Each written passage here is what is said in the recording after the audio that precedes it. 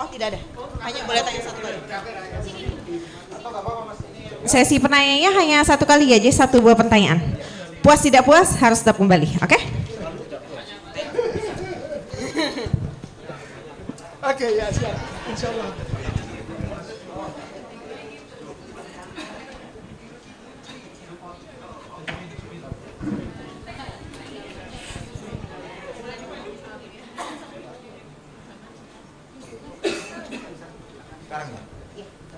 Tes. Baik, terima kasih atas kesempatannya. Izinkan saya untuk mengucapkan salam. Assalamualaikum warahmatullahi wabarakatuh. Perkenalkan, nama saya Gigi, perwakilan dari Kristen ya. Saya mau menanyakan kepada Bapak Ustadz Kainama. Tadi dari awal itu nggak ada sama sekali ya menampilkan Al-Quran, hanya Injil terus sampai bosan saya. Oke, saya langsung saja ke pertanyaan. Bahwa dalam Pak Kainama tadi meyakini bahwa dalikal kitabul la raiba fihi huda lil muttaqin, tidak ada keraguan padanya ya Al-Quran itu. Saya mau menanyakan tentang surah Ali Imran ayat 55 ya, di mana di Ali Imran ayat 55 di apa ini di situ dikatakan itzqallahu ya Isa ini mutawafika wa rafi'uka ilayya. Tetapi dalam tafsir Ibnu Katsir ya, di situ kan ada kata mutawafika yang artinya mematikan kalau terjemahan bahasa Indonesianya ya. Tetapi saya ingin membawakan dalam tafsir Ibnu Katsir bahwa tafsir Ibnu Katsir menjelaskan tentang kata mutawafika ini adalah demikian. Pak, waktunya saya 18 detik, boleh langsung tanya saja? Ini. Langsung tanya. Langsung tanya. Iya. Jadi mutawafika dari artinya mematikan. Saya mau tanya itu dalam artian apa? Kalau memang Bapak Kainama tidak tidak meyakini bahwa di Bible itu Yesus tidak mati, tapi dalam Al-Quran ada kata mutawafika. Mungkin Bapak Kainama bisa menjelaskan. Terima kasih. Wassalamualaikum warahmatullahi wabarakatuh. Waalaikumsalam. Ya, baik, terima kasih.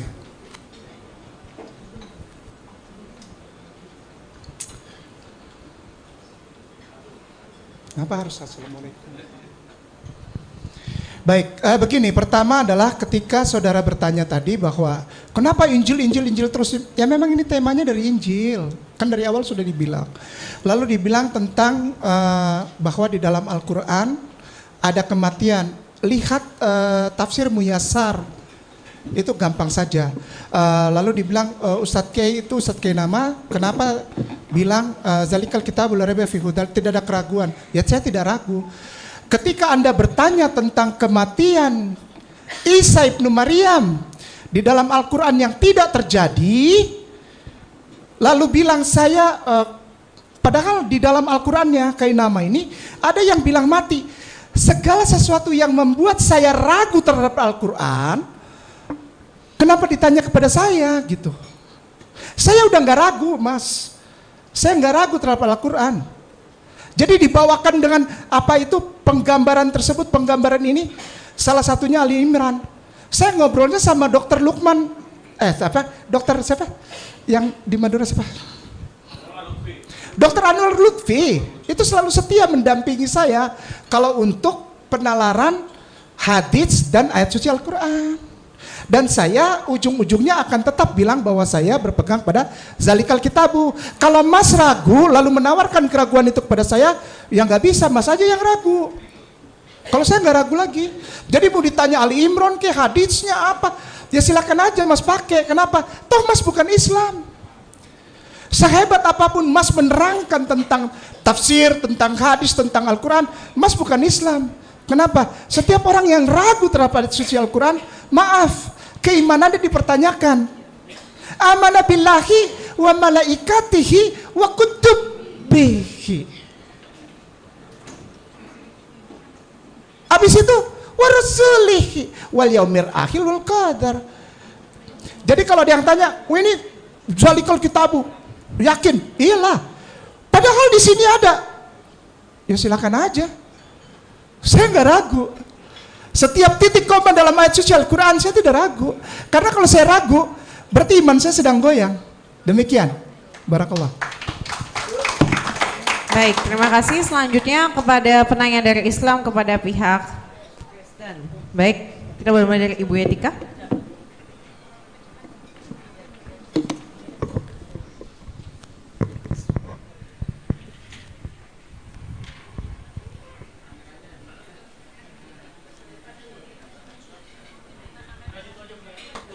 Oh maaf sebelumnya, saya lupa sebutin, saya juga belajar sama itu tuh yang duduk di belakangnya Bapak Danca tuh.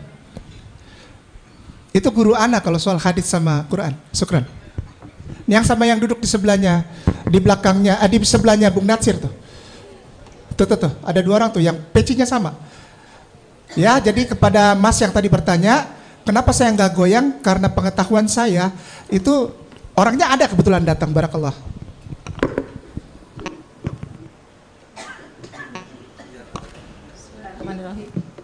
Assalamualaikum warahmatullahi wabarakatuh. Saya akan menanyakan Sanhedrin ya 43A sebagai bukti sejarah apakah bisa diterima. Tolong waktunya dimulai lagi, saya akan ulang. Oh ya sini. Ya. Bismillahirrahmanirrahim. Assalamualaikum warahmatullahi wabarakatuh. Saya akan menanyakan tentang Sanhedrin 43, apakah itu bukti sejarah yang memang bisa dipercaya atau tidak ya, yang tadi disebutkan. Pertama, kita tahu bahwa di situ terjadi penyaliban atau digantungnya Yesus pada PRF Pesah ya, pada malam Pesah. Nah, kita tahu bahwa dalam Injil kanonik, dalam Injil yang sinopsis ya, Yesus kan dibunuh setelah seder Pesah ya.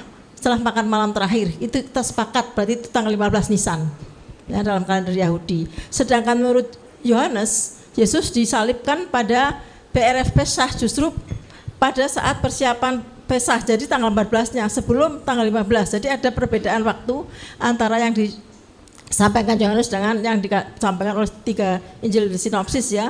Jadi kita bisa melihat ayatnya di sini, hari itu ialah hari persiapan Paskah, kira-kira jam 12, kata Pilatus kepada orang-orang Yahudi itu, inilah rajamu ya. Sedangkan dalam Injil sinopsis semua mengatakan saat itu Yesus sedang makan seder Pesah. Nah, di dalam tadi Sanhedrin 43 pertanyaannya adalah gini. Kalau itu terjadi PRF Natal, PRF Pesah terjadi pada malam Pesah yang pertama, berarti yang benar hanya menurut Yohanes. Karena menurut yang 3 sinopsis tidak benar karena tanggal 15.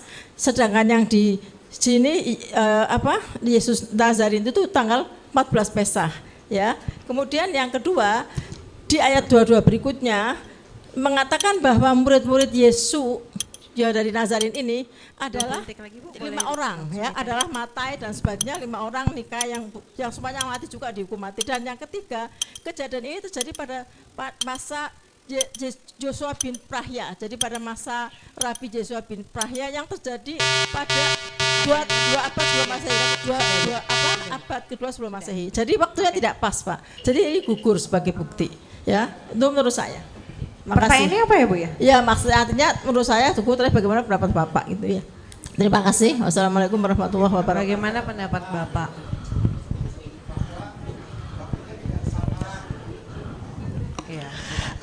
Begini, kalau tadi kan Ibu membuka pertanyaan dengan apakah itu dapat dijadikan bukti sejarah, ya, dapat dijadikan bukti sejarah. Nah, sebenarnya Ibu harus kembali kepada inti yang mau dibicarakan itu apa. Inti yang mau dibicarakan itu adalah apakah Yesus pernah mati dari sisi sejarah. Jadi itu yang menurut saya Ibu mengangkat hal yang sama dengan Pak Kainama. Karena kita tidak bicara soal tafsir ayat ini seperti ini, tafsir ayat itu seperti ini. Tapi bagaimanapun juga tafsiran yang mau diterima, tapi bukti sejarah itu mengatakan bahwa Yesus memang mati.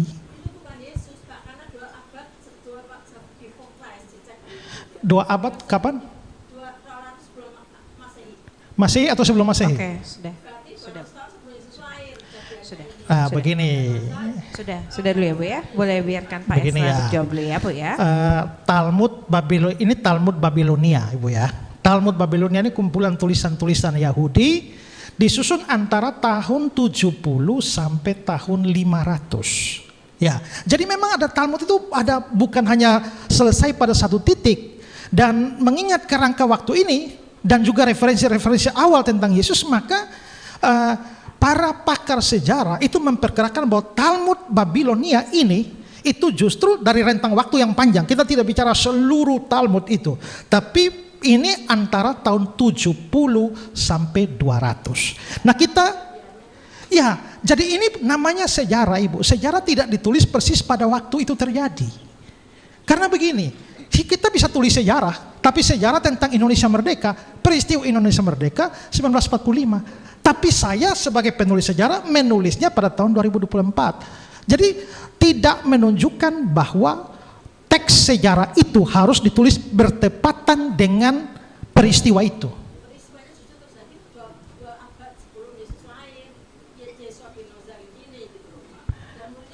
Nah, Ibu mengacu kepada mana? Karena kita bicara sebagai Talmud Babilonia 70 sampai 500. Ya. Nah, itu tentu kita bisa melihat lagi. Tapi waktu kita sekarang tidak cukup. Bagi saya 70 sampai 500 dan maksimal Talmud Babilonia yang dikutip itu pada maksimal tahun 200. Ya. Jadi bukan 200 Masehi, bukan 200 sebelum Masehi. Ya. Sudah. Ya.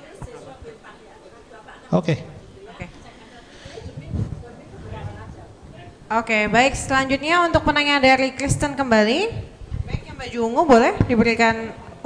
Yang baju ungu dulu ya Pak ya. Sudah angkat tangan. Yang baju ungu. Kristen itu.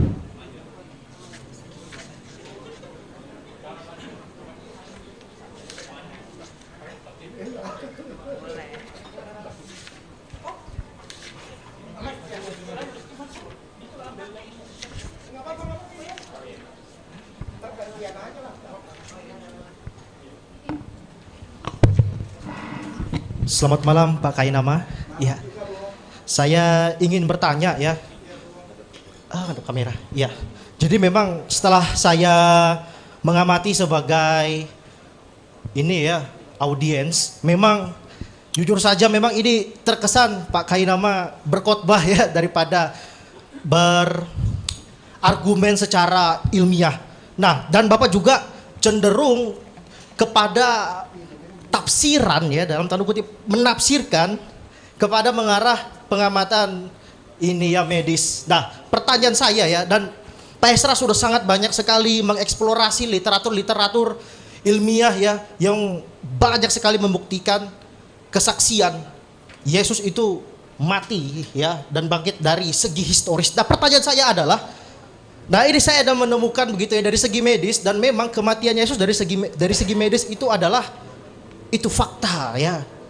Itu di dalam jurnal On the Physical Death of Jesus Christ. Ini seorang dokter Pak. Ditulis oleh William D. Edwards, MD Wesley, dan juga Floyd A. Hosmer. Nah, kesimpulan jurnal ini mengatakan Yesus tidak mungkin tidak mati. Ketika ia mengalami siksaan penyaliban itu, pasti dia mati.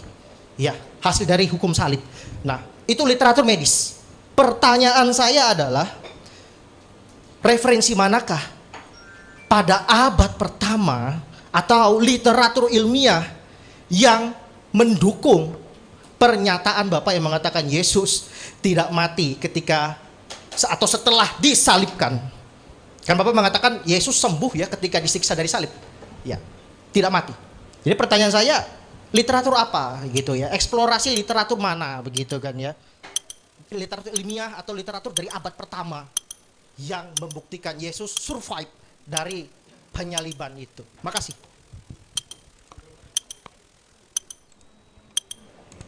Ya, terima kasih Mas. Mas kemana aja Mas dari tadi? Dari tadi kemana aja? Itu literatur bukan yang tadi saya tampilin itu.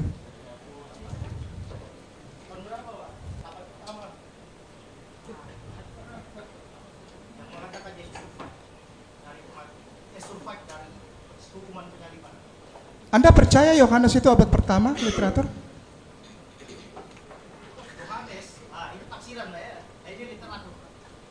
Enggak, itu saya tidak tanya tafsiran, itu literatur bukan bagi Anda. Debat jadinya. Syukran, terima kasih sudah ya, itu literaturnya.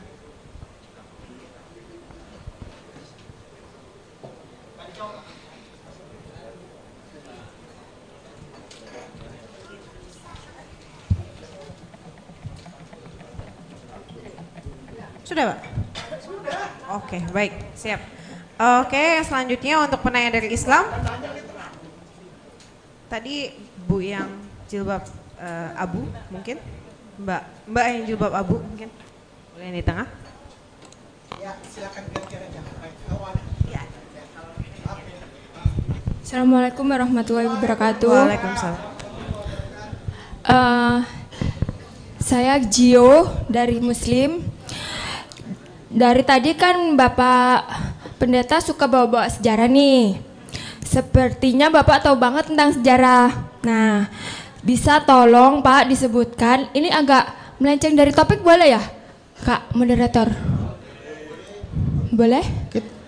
Topik kita, Oh, ikut tanya jawab topik. di topik kita. Nggak, Jangan di luar bawa topik keluar. nggak boleh? Bawa keluar nanti semua bisa bawa tanya kemana-mana, kita lari lain. Oke, kalau buat topik tadi kan sempat Bapak Pendeta kasih lihat di slide Kisah Para Rasul 2:32 TB.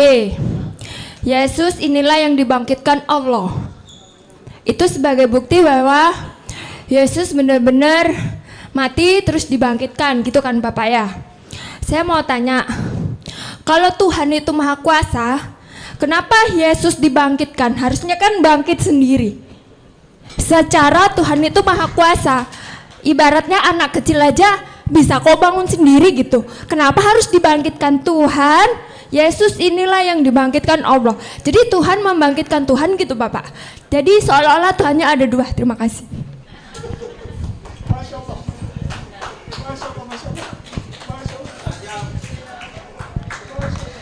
Ya,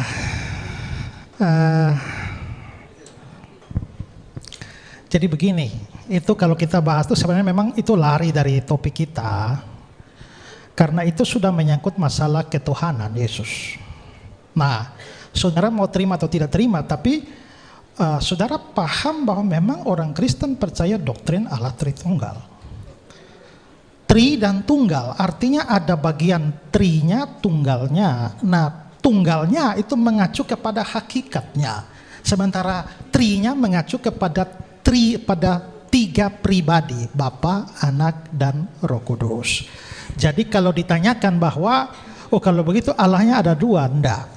Kita enggak percaya demikian, tapi itu kalau dibahas, kita sudah jadi bahas masalah doktrin Allah Tritunggal. Sekarang saya mau menjawab saja pertanyaan saudara begini. Kalau memang Yesus itu Allah, mengapa dia enggak bangkit sendiri tapi dibangkitkan? Nah, penting untuk saudara tahu bahwa, nah adik, saya kira adik ya baca ayat itu bagus. Tapi lebih bagus lagi kalau adik baca seluruh Alkitab. Paham pada topik itu, karena kalau adik baca seluruh Alkitab tidak hanya bilang Yesus dibangkitkan, tapi juga dia bangkit dengan kuasanya sendiri. Nah, di Yohanes pasal 2, pada waktu Yesus bicara dengan ini, Yesus bilang, rombak bait Allah ini. Ya, dan dalam 3 hari aku mendirikannya kembali. Lalu orang-orang Yahudi bilang, umurmu belum sampai 50 tahun, dan engkau mau mereka mengatakan, mereka merasa bahwa dia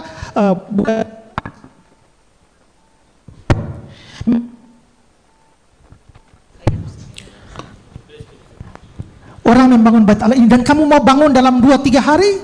Nah, tapi Yesus berbicara tidak secara harfiah di sana. Dia bicara dia memaksudkan satu arti yang kiasan, bahwa yang dia maksudkan dengan bait Allah adalah tubuhnya sendiri. Artinya adalah rombak bait Allah ini dalam 3 hari aku akan membangunnya kembali. Bukan orang lain, aku. Nah, lalu kalau bisa tunjukkan ayat Pak? Bisa ini LCD-nya bisa?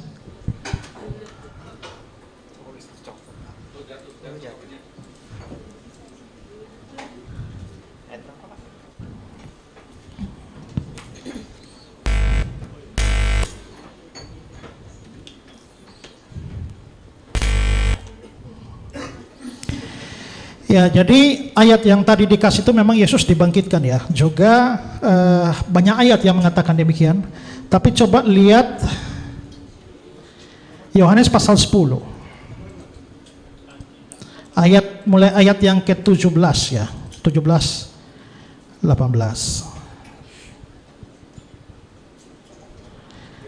Yohanes 10, 17, 18. Disarin Pak.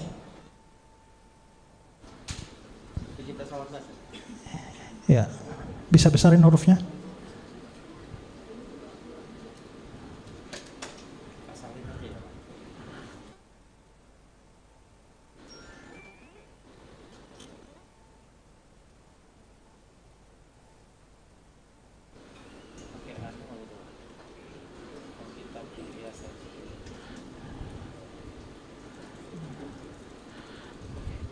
Ya.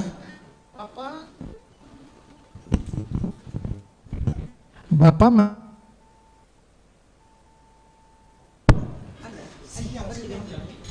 tes.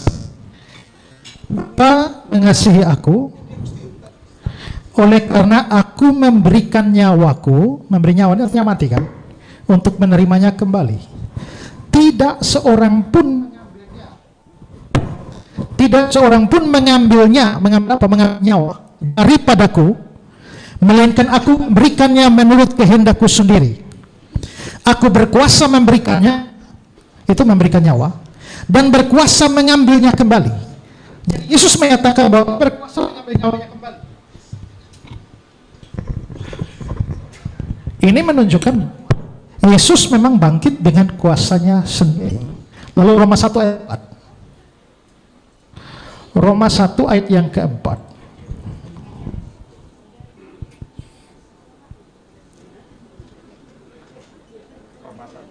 Ayat 4.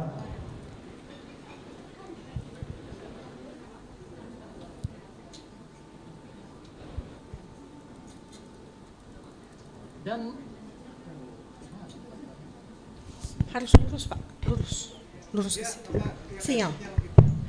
Dan menurut Roh Kekudusan dinyatakan oleh kebangkitannya dari antara orang mati bahwa Dia adalah Allah yang berkuasa, Yesus Kristus Tuhan kita. Menurut Roh Kekudusan, itu mengacu kepada Roh Kudus.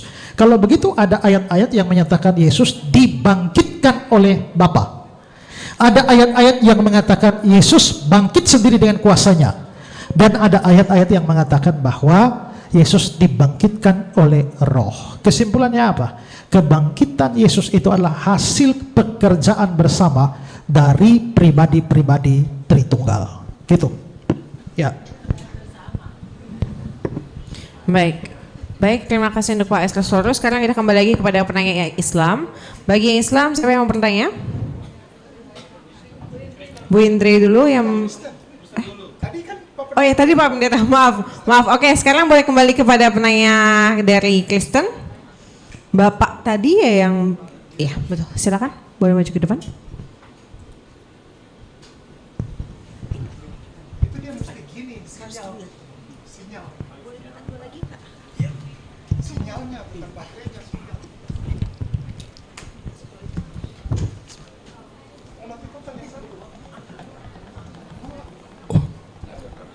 Oh ya, oke baik. Selamat malam semua. Ya, ini pertanyaan saya tujukan ke Pak Pendeta.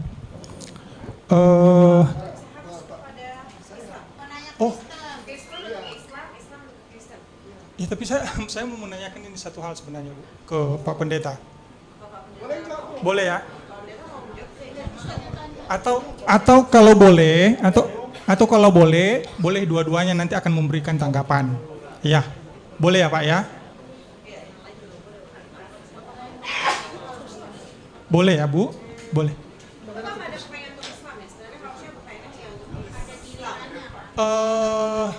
Ya, saya kalau boleh, saya juga nanti Pak Pendeta boleh, ya Pak Ustadz boleh menanggapi. Oke, baik Bu. Ya, terima kasih ini. Sebenarnya saya tujukan ke Pak Pendeta sih. Ya, oke baik. Saya mengambil dari sebuah doa di Kristen yang mengatakan bahwa Yesus wafat, dimakamkan, dan pada hari ketiga bangkit dan naik ke surga, duduk di sisi Allah. Dari situ ia akan datang mengadili orang hidup dan yang mati. Pertanyaan saya adalah, kapan Yesus akan datang kembali untuk mengadili orang hidup dan yang mati itu? Atau hari penghakiman itu kapan akan terjadi? Terima kasih. Saya jawab dulu ya. Boleh Pak Ustadz. Itu sebetulnya dari Athanasian Creed awalnya ya. Lalu Nicene Creed. Jadi ada dua macam ya. Ada Athanasian ya Bung. Bung siapa namanya Bung? Ya Bung lah pokoknya. Bung, sehat-sehat ya. Terima kasih sudah tanya. Jadi begini Bung. Kalau saya ditanya tentang hal itu, saya akan jawab bahwa ada dua. Pertama yang Nicene Creed. Lalu Athanasian Creed. Kalau Athanasian Creed lebih keras itu. Karena di awal pertama bukaannya ada bagian doa tersebut yang mengharuskan orang itu harus Katolik, kalau tidak selamat. Itu Athanasian Creed.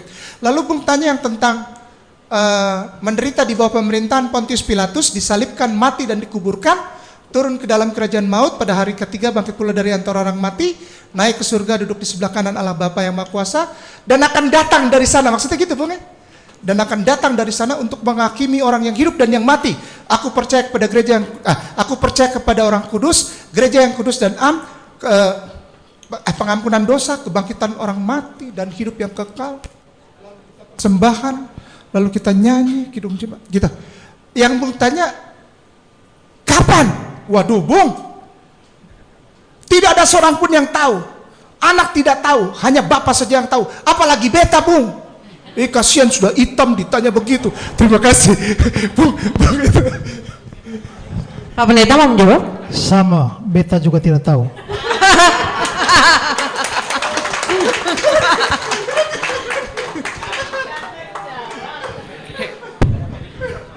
Baik, terima kasih. Selanjutnya dari Ibu Indris, perwakilan Islam. Silakan.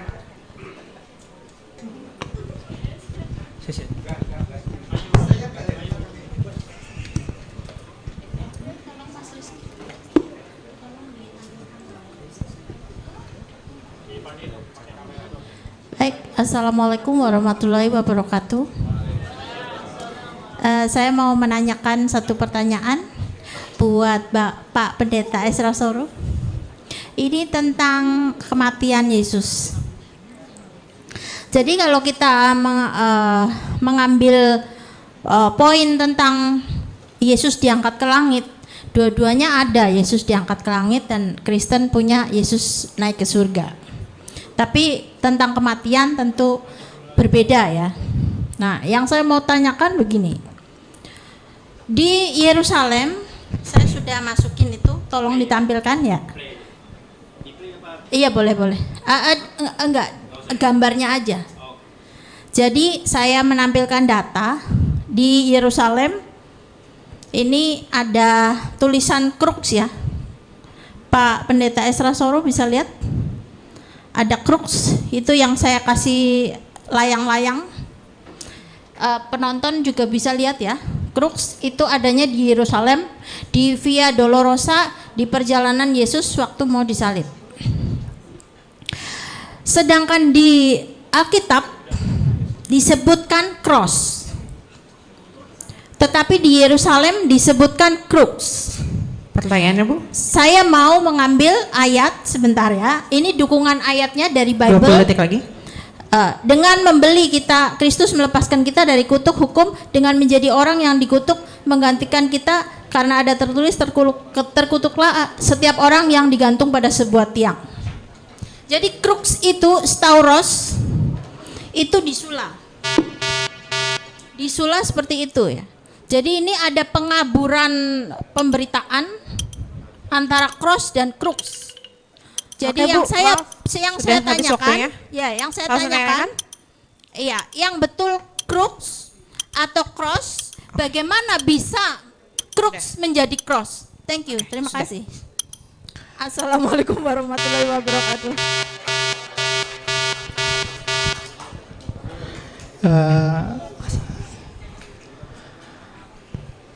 Begini Ibu ya. Tadi apa? Jadi begini, bahwa kalau dilihat dari data sejarah dan lain sebagainya tentang tradisi penyaliban Roma, maka memang penyaliban itu ada macam-macam bentuknya. Jadi ada yang disalib seperti salibnya yang orang banyak ditunjukkan di dalam gambar-gambar Kristen. Jadi ada kepalanya, ada vertikalnya, dan juga ada horizontalnya. Ada juga yang tak ada cabang atasnya, lalu dia hanya berbentuk seperti T. Nah, Pak, saya minta kepastian aja. Jadi Yesus itu disalib atau disulap? Karena cross dengan crux berbeda, dan kita lihat buktinya di Yerusalem adalah Oke, sudah jadi ya Bu gini ya. loh, ya. Nah, lalu saya lanjutkan sedikit, ada yang namanya rux decusata, itu bentuknya X. Nah sekarang kalau Ibu tanya bentuknya bagaimana, suruh saya pastikan. Pertama ingatlah bahwa Yesus dikatakan tangan dan kakinya dipaku, itu pasti sudah berbentuk ini dan ada tulisan di atasnya bahwa inilah Raja orang Yahudi. Itu sudah pasti ada di atas. Karena itulah maka salibnya adalah salib cross.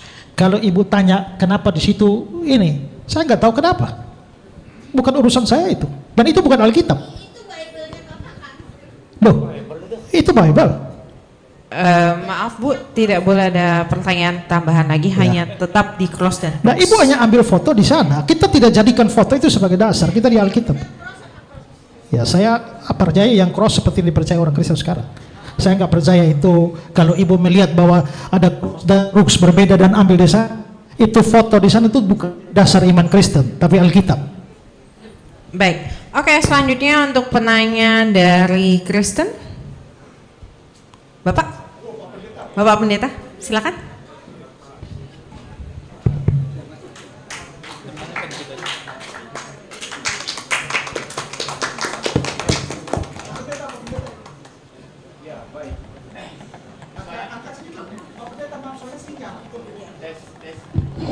Gini. Nah.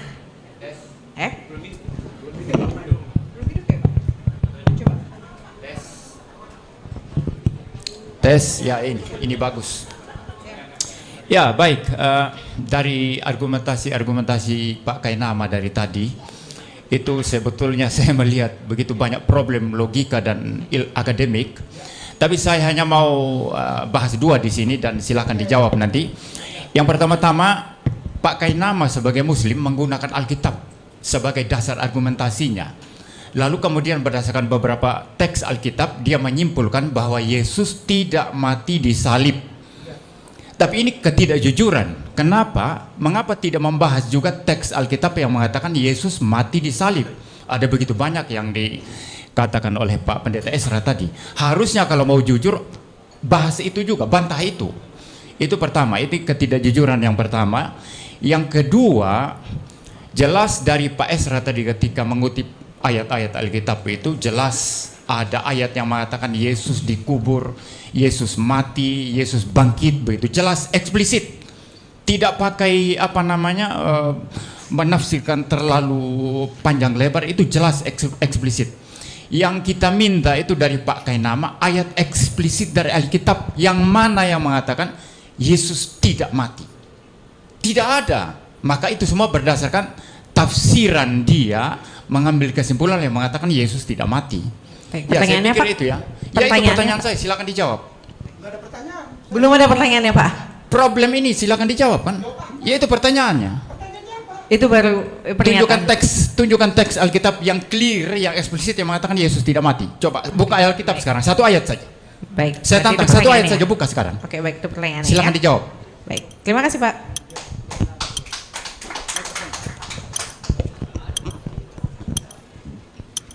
Ayat-ayat itu saya pakai di depan, Pak. Kenapa Bapak tantang saya sekarang lagi? Balik lagi. Tadi udah dibuka di depan. Yang mengatakan Yesus tidak mati mana? Langsung buka sekarang. Ya tadi udah dibuka di depan. Ya buka sekarang, buka. Tadi di depan sudah. Kenapa saya harus buka lagi? Oke, baik, penonton boleh tenang dulu. Baik, Bapak boleh kembali ke tempat duduknya nggak apa-apa. Silahkan, silakan kembali ke tempat duduknya. Oke, ya buka aja ya. Jangan diikutin gitu. Ya bagus sih. Yang tadi yang pertama itu, yang itu satu. Buka. Masya Allah. Dari tadi Pak Pendeta kemana aja, tapi nggak apa-apa lah. Eksplisit lah, Pak. Enggak ya, buka aja. Kami juga akan minta untuk buka. Ya tadi. Oke, boleh tenang dulu ya, Pak ya. Oke, baik, boleh tenang dulu. Boleh tenang dulu dari audiens. Santuy aja. Kenapa jadi kayak debt collector gitu? Iya. Ya yang tadi ada, kok santuy aja, Pak. Ya, ini lagi dibuka, santuy aja. Iya, baik, tenang, nggak apa-apa. Tidak apa-apa, Pak. Baik ya, sudah tidak apa-apa ya, Pak ya. Harap audiens untuk tenang kembali.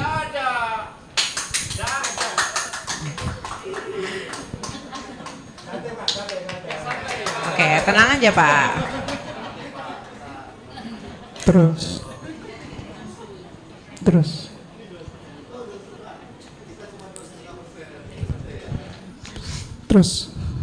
Gedein ya.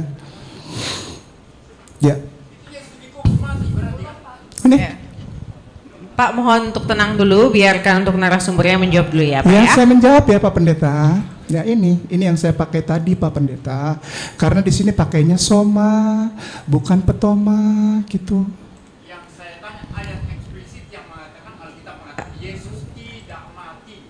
Itu yang saya minta, bukan itu. Itu tafsiran Anda. Pak sudah biarkan untuk narasumbernya menjawab ya, Pak. Kan Untuk saya pertanyaan jawab. SD, Saya kan silakan. jawab. Oke, silakan jawab aja, Pak. Silakan Iya jawab. ini silakan. saya jawab ini udah kan.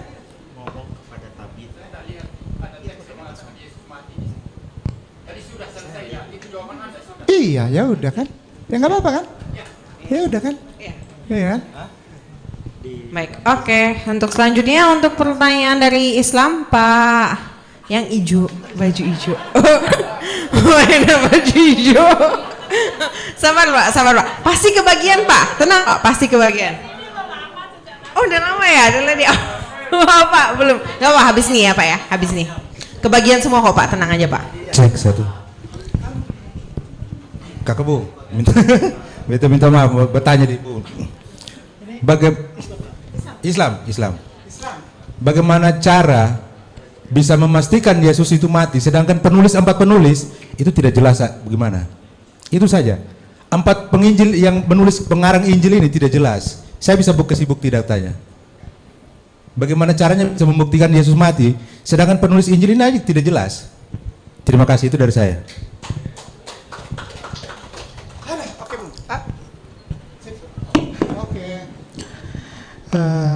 Saya nggak tahu apa yang dia maksud dan tidak jelas. Matius, Markus, Lukas, Yohanes. Matius itu rasul, Markus bukan rasul. Markus itu muridnya Petrus. Lukas itu bukan rasul. Lukas itu adalah sahabatnya Paulus. Lalu Yohanes itu rasul.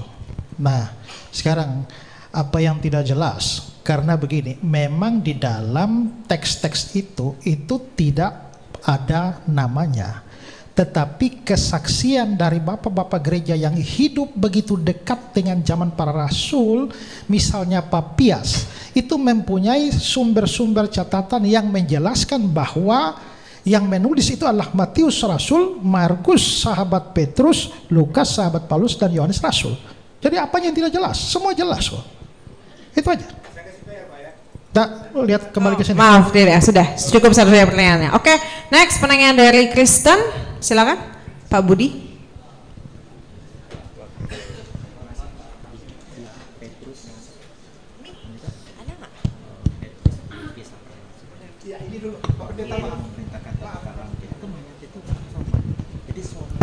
Satu.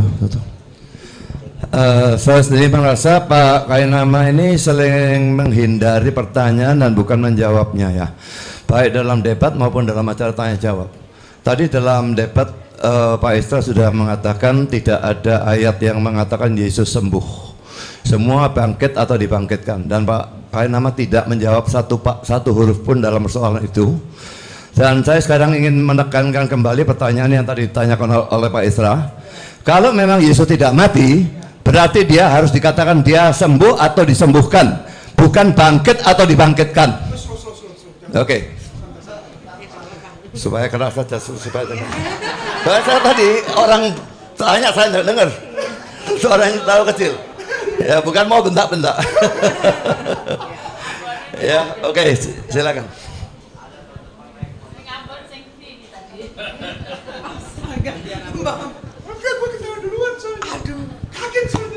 Jadi pertanyaan tadi, Yesus sembuh atau tidak sembuh, bangkitkan atau tidak dibangkitkan?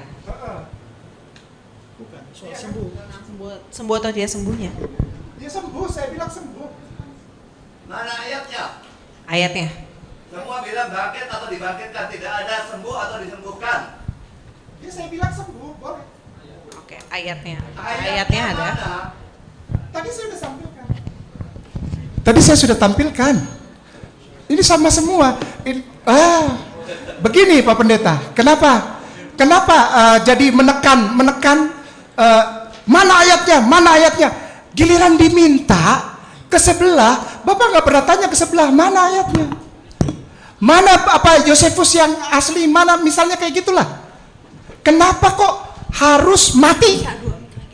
Kayak tadi tuh Sanhedrin, ya kan? Tapi kalau ke saya, dia nggak menjawab. Karena porsi saya menjawab, dia sembuh. Udah itu aja. Boleh dong Pak Pendeta? Boleh nggak? Boleh nggak? Apakah harus begini sesuai dengan keinginan Bapak? Kalau Bapak bilang dia tidak mati, iya, berarti dia sembuh atau iya, disembuhkan. Tapi tidak iya, ada ayatnya satupun. Di dalam semua mengatakan dia bangkit atau dibangkitkan, berarti dia mati. Pak, di dalam iman saya dia tidak mati. Itu imanku. Nah, pembahasannya temanya. Karena permintaan hari ini debatnya adalah untuk membahas ayat-ayat dari Alkitab, membawa kekuatan parameter dari paparan dari Alkitab. Oke, baik, tenang ya. Baik, boleh tenang ya Pak ya. Iya, tadi kan sudah dikasih tahu ini. Baik, baik, sudah dijawab dari narasumbernya. Berarti ini ya Pak ayatnya? Iya. Oke, berarti ini ayatnya Pak. Iya. Terima tidak terima sudah Pak. Iya. Baik ya. Gitu loh. Hanya ini ayatnya. Loh, sekarang saya tanya, apakah tadi yang eksplisit ada nama Yesus di situ di dalam catatan sejarah? Nggak apa-apa, saya bisa nerima Pak Esra menyampaikan itu kepada saya Pak. Nggak perlu dimarah-marahin saya nggak perlu ngikutin Bapak, karena ini saya mengikuti pola yang ada di dalam tema, bahwa saya tidak membawa keislaman saya dalam membawa tema Yesus tidak mati gitu. Kalau iman saya bilang Yesus tidak mati sampai kapanpun tidak Pak. Jadi kalau dituntut untuk ayatnya mana? Sembuh dia, dibangkitkan. Kok gitu Pak? Ini kan debat. Saya ajukan ini, terus kenapa? Kenapa jadi Bapak marah-marah? Kalau nggak terima ya nggak apa-apa. Bilang Bapak tidak menjawab. Ya nggak apa-apa, itu menurut Bapak. Ya nggak apa-apa. Menurut Bapak kan, nggak apa-apa kan? Boleh dong? Ya toh? Hah? Nggak boleh? Ada undang-undang yang di dalam debat di Indonesia? Saya melakukan kesalahan hukum gitu. Oke, baik, sudah ya Pak ya. Iya. Tadi waktu ditanya tentang akhir zaman Bapak Sudah Pak ya. Oke Pak, sudah ya Pak ya. Tadi sudah diberikan pertanyaan. Ya tidak tahu memang. Sudah. Tidak tahu. Sudah. Iya, nggak masalah. Sudah. Oke, next. Ya kan udah dijawab. Masalah terima atau tidak itu kan tergantung Baik, Bapak. oke, selanjutnya ya. Oke, penanya dari Kristen sudah. Next, penanya dari Islam. Tunggu, biar clear dulu. Maaf. Biar clear dulu ke Pak Budi. Apakah Bapak terbiasa memaksakan kehendak begini, Pak? Nggak bisa lah. Itu jawaban saya.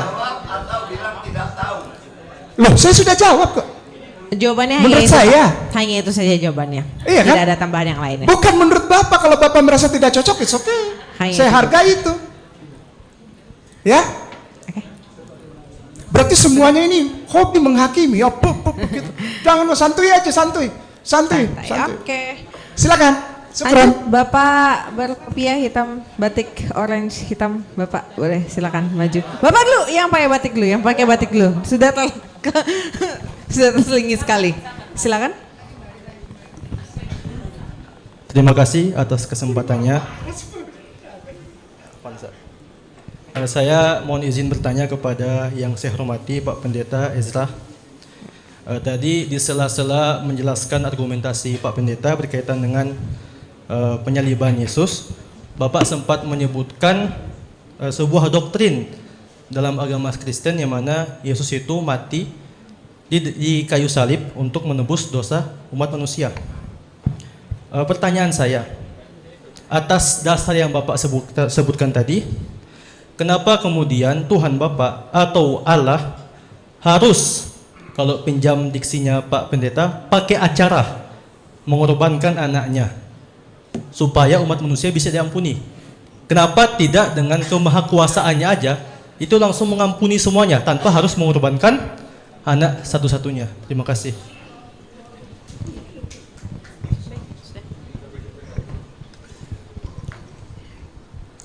Ya, terima kasih. Ada banyak juga saya dapat pertanyaan seperti itu ya.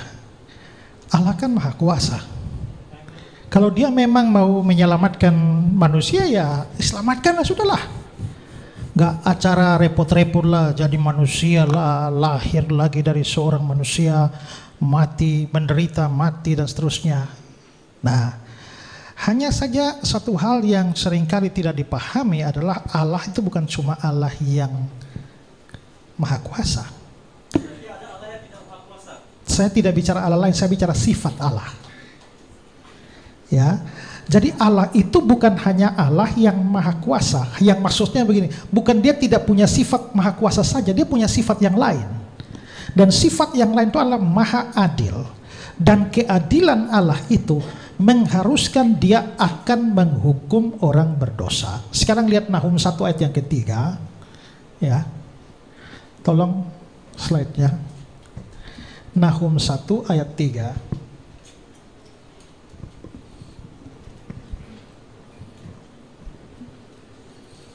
Tuhan itu panjang sabar, besar kuasanya, berarti dia maha kuasa kan? Tapi dia tidak sekali membebaskan dari hukuman orang yang bersalah.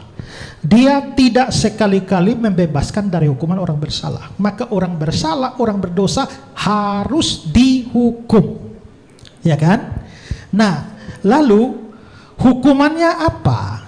Nah, kalau kita mengacu ke Kejadian pasal yang kedua, ayat yang ke-17, pada waktu Adam dan Hawa itu berdosa, sebelum itu terjadi Tuhan sudah kasih peringatan dalam Kejadian 2 ayat 17. Itu dibilang,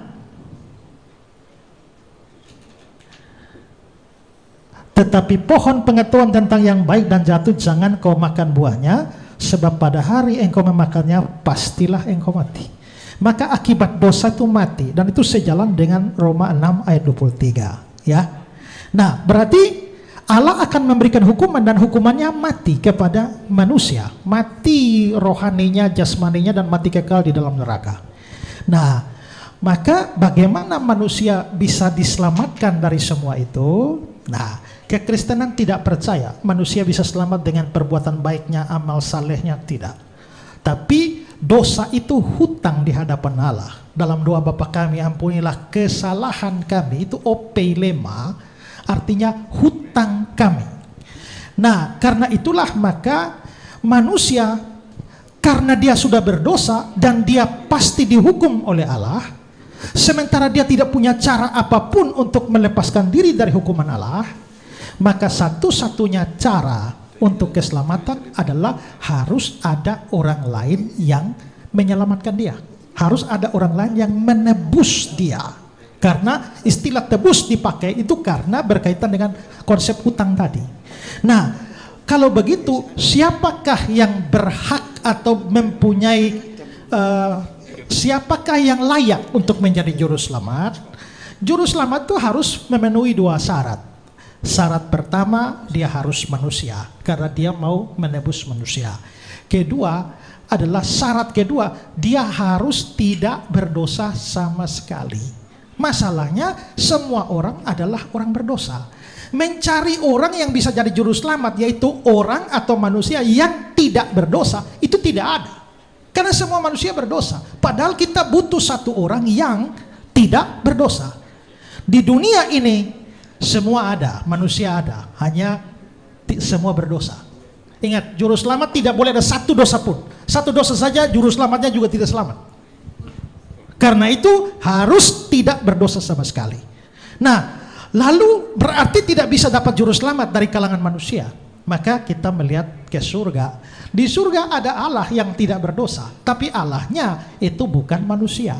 Jadi bagaimana di sini ada manusia tapi berdosa, di sana ada yang tidak berdosa tapi bukan manusia. Maka disitulah misteri inkarnasi terjadi, yaitu Allah jelma jadi manusia. Nah, waktu dia jelma jadi manusia, dia nggak berhenti jadi Allah. Karena itulah orang Kristen percaya bahwa dia bukan Allah berubah menjadi manusia. Enggak, Allah nggak pernah berubah jadi manusia. Dia mengambil hakikat manusia tanpa kehilangan hakikat ilahi. Maka itulah sebabnya orang Kristen percaya dia adalah Allah dan manusia. Nah, sabar, saudara tidak punya hak bicara, saya masih bicara, ya. Nah, karena itulah maka kita bisa melihat, nah, kalau dia sudah jadi, Yesus sudah hadir sebagai Allah manusia, artinya juru selamatnya sudah tersedia.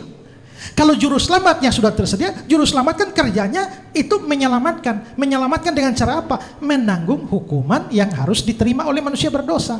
Hukumannya apa? Mati tadi. Kalau begitu juru selamatnya itu harus mati. Ya, harus mati. Ini secara teologis. Itulah sebabnya maka mengapa Allah tidak hanya sekalian menyelamatkan saja, maka dia mengabaikan keadilan yang harus menghukum dosa. Karena itulah Yesus satu-satunya orang yang memenuhi syarat, lalu akhirnya dia bayar hukuman dosa itu dengan cara mati di kayu salib. Dan selanjutnya keselamatan manusia tidak ditentukan lagi dengan perbuatan baik, tapi iman kepada Yesus. Saya ini orang berdosa, Pak, dan saya harus binasa. Tapi Tuhan Allah di surga telah menimpakan hukuman dosa saya itu bukan kepada saya, tapi kepada juru selamat saya. Maka saya tak mungkin dihukum. Bapak juga orang berdosa. Masalahnya Bapak gak punya juru selamat. Dan kalau Allah harus menghukum, dia pasti menghukum Bapak. Jadi sebelum Bapak binasa, sebaiknya Bapak punya juru selamat. Namanya Yesus Kristus Tuhan. Oke, sudah ya Pak ya. Tidak ada pertanyaan tambahan. Next, selanjutnya dari